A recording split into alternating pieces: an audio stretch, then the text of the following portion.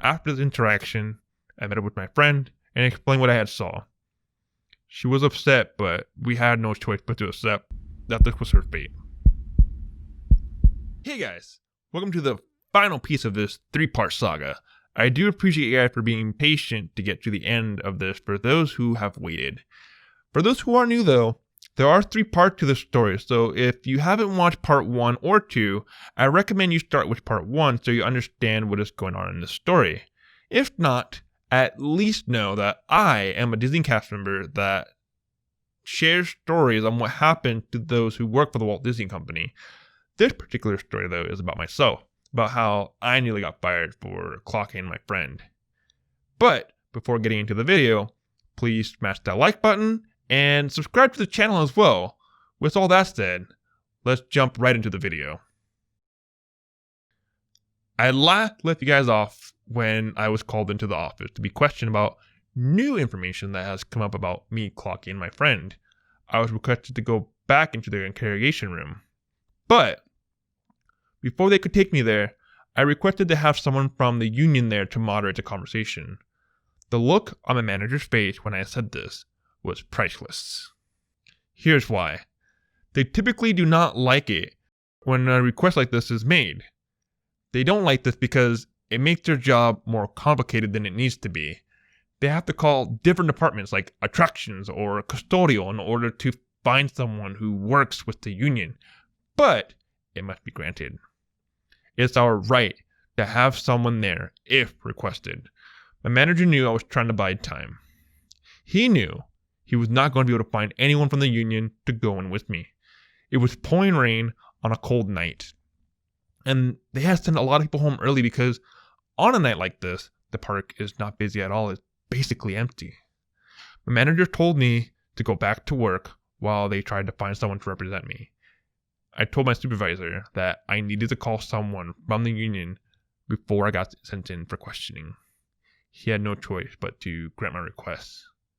I called the union rep, and he explained to me that I am actually very lucky that they decided to do this on a night as bad as this one because they shouldn't be able to find anyone. He explained that if they did not find anyone, he would personally go in with me and moderate the conversation in the room. Having him there was like having a high-priced lawyer, as opposed to a state-appointed lawyer, or in other words, a public defender. I got called back to the office and was told they, of course, couldn't find anyone. I was then told they would do this on my next shift, which was in 2 days. I had 2 days to prepare defense for whatever it is they might have found. Once those 2 days had passed, I thought I was as prepared as I could be. I clocked in for my shift and waited nervously to get called in. The union rep notified me that he was on property and was waiting for me at that interrogation room. My manager finally comes and directs me to go to his golf cart, and we head off.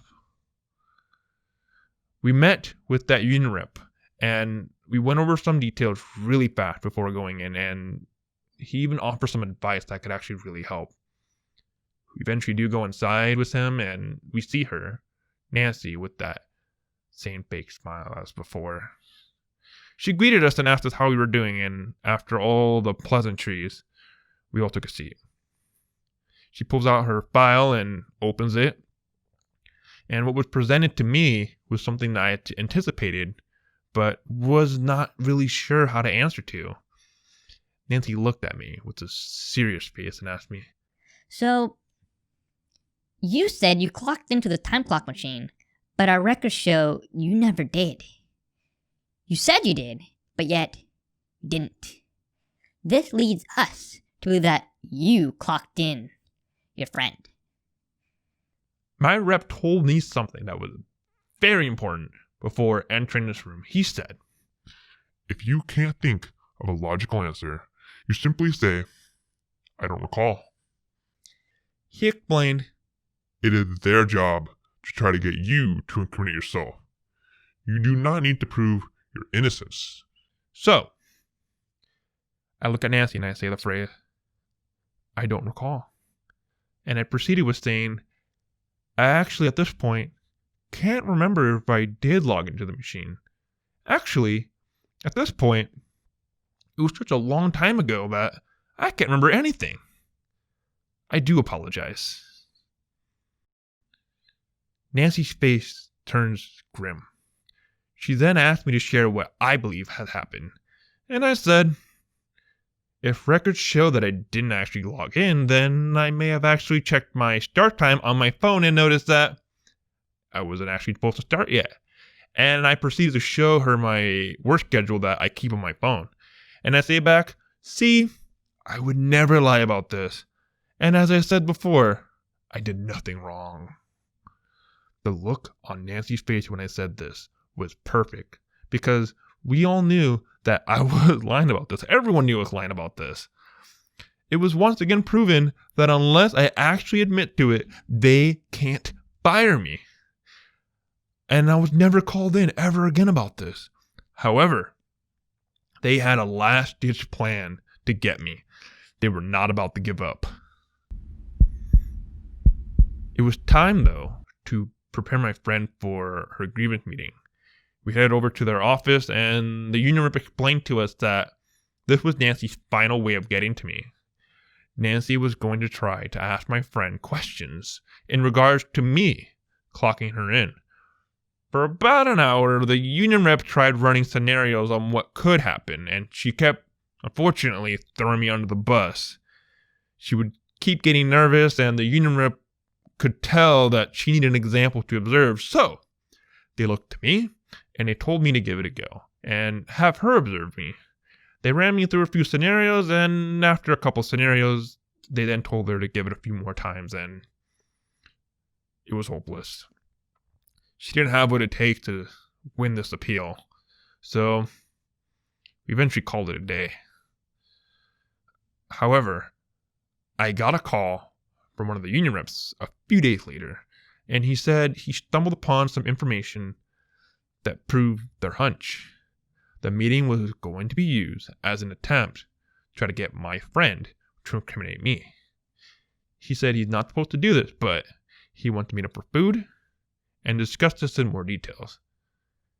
I agreed, and we met up the next day. Upon meeting at the restaurant, he began going over why we should cancel the grievance meeting for my friend. He brought out a file that the company had sent over to him. He was allowed to seal the evidence, but he wasn't supposed to show it to me. This was forbidden because it breaks confidentiality to those who have contributed to it. He said he is not allowed to show it to me, and don't look at it while I'm gone. As he was sliding the file over to me, he gets up, goes to the restroom, and I open the file and start looking through it. I read things in this file that shocked me. People who I thought were my friends threw us under the bus. They had enough evidence to keep her separated from the company and to actually fire me. He explained when he came back from the restroom that they wanted to do this meeting specifically to get her to slip up and give me away. After this interaction, I met up with my friend and explained what I had saw. She was upset, but we had no choice but to accept that this was her fate. And what's crazy is that this whole clocking my friend thing escalated to this point. Of course, nothing ever came of this ever again. We just had to move on and get past it. She ended up getting another job a few weeks later, and while I, still employed, had to try to be on my best behavior. For those who do have a union, I want you to understand that a union does help. They are there to protect and defend you. If you are a part of one and you ever get called into the office for something you did wrong or something you've been wrongly accused of, you can request a union to be there with you. If you are ever in a situation where you have to explain something, just try to answer with as little detail as possible. And if you don't have a good answer, just say you don't recall or don't remember. The union is there to help and protect you. The company you work for has the burden of proof. You do not need to prove your innocence. That basically sums up the story about this incident, and I hope you enjoyed it. Hopefully someday I can share what really happened. There are a lot of details I have changed, sure. And I hope one day I do intend to share this story and include more details that had been included. But with that said, thank you for watching the video. Please remember to give it a thumbs up if you liked it, and a sub if you loved it. See you next time with a new story.